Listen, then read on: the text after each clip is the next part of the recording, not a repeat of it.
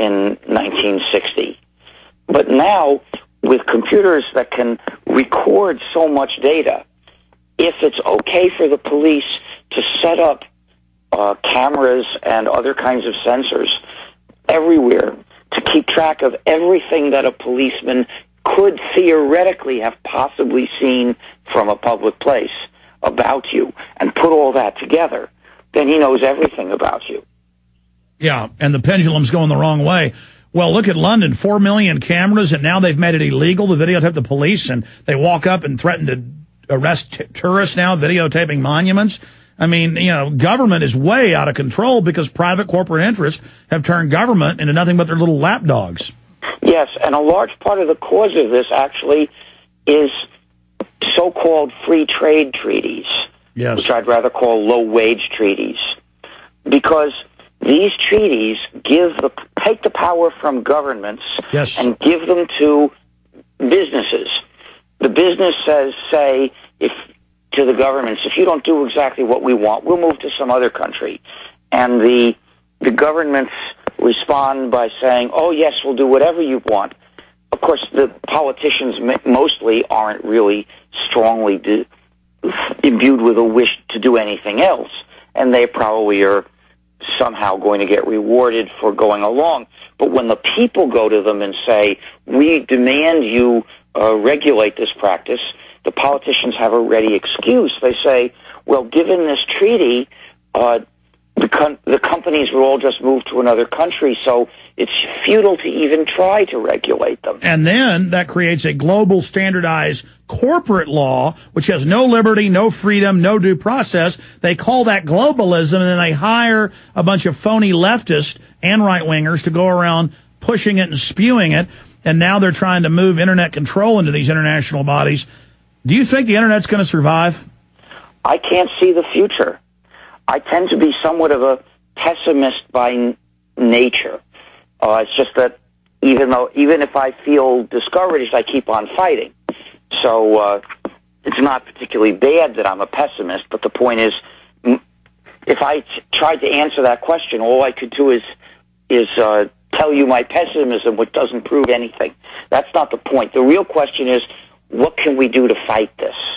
We have to demand the abolition of these so-called free trade treaties. You see, the arguments for those free trade treaties are narrow-minded.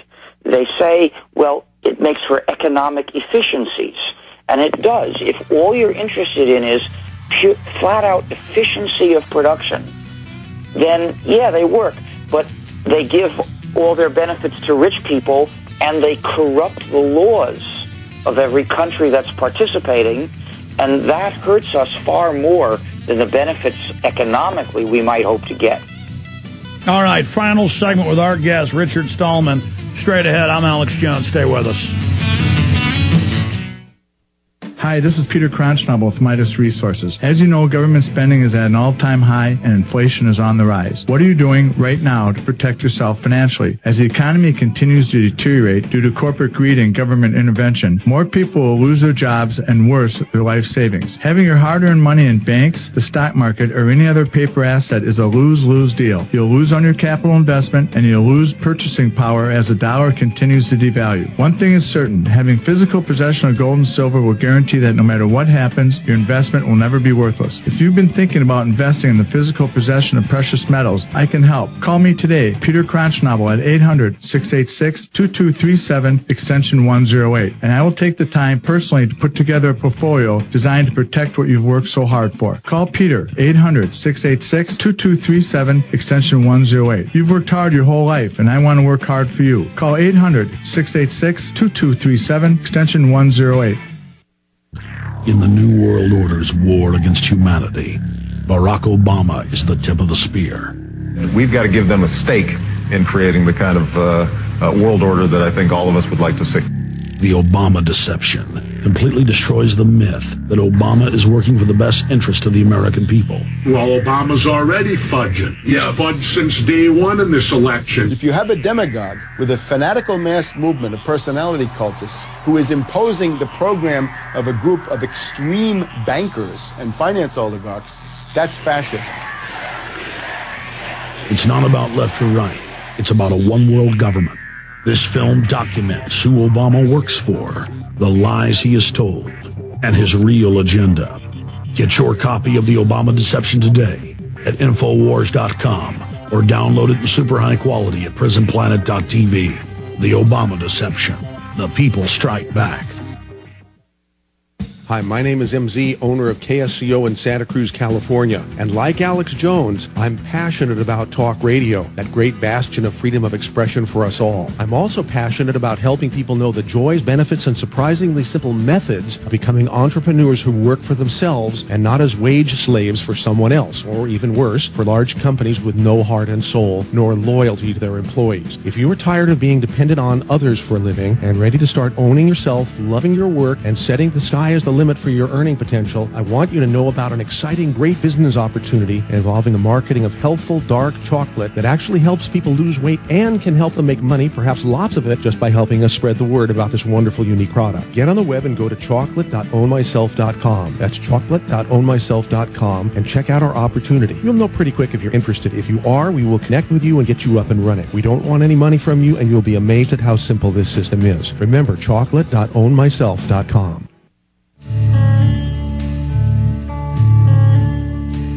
All right, folks, the show is almost over. Rebroadcast with reports from Bilderberg 2009, kind of a wrap-up of all the latest developments there. And bills to where without arrest, without charge, it just puts you on a terror list as a citizen, like the no-fly list, you can't own guns. I mean, it's getting crazy. Free speech bills where if you hurt somebody's feelings, you're arrested. Cyberbullying Act. And, of course, it's Internet only. You know, we noticed that the media and the establishment have tried to demonize the Internet, sir. And they've tried to, but now they're kind of having to join it, but they still demonize it at the same time. I'm pessimistic, but I'm also positive that they've tried to control it and demonize it and kind of mutate it before, and that they are getting a lot of what they want in the way of tyranny, but in a way people are just ignoring them and we're going around them. Or final comments on that front, anything positive? You may be partly right, but, you know, I don't keep track of the things that are working well. I read the news about the threats and the outrages. So, yeah, I keep on using the Internet to talk with people about the free software movement. I continue posting links to articles about various kinds of outrages typically committed by governments and religious fanatics. And so far I haven't been stopped from doing this. Yeah. Well, I agree with you that we need to focus on the bad stuff that's happening so that the good can continue to be gotten out, and we just commend you. How do folks visit the two different organizations, and how do they support what you're doing, sir? Well, there's GNU.org, which is the site of the GNU system and the Free Software Movement. There's FSF.org, which is the Free Software Foundation, where they could join and get other resources. And my personal site is Stallman.org, and that's where I post notes about other political issues and anything else I want to post that doesn't fit into those two organizations. Stallman.org. Stallman's right. a great place to read your writings and more research. Well, sir, next time we won't keep you for 50 minutes, but next time if you'll come back on as things develop and unfold a few times a year, we'd like to get more reports from you. So I really appreciate you coming.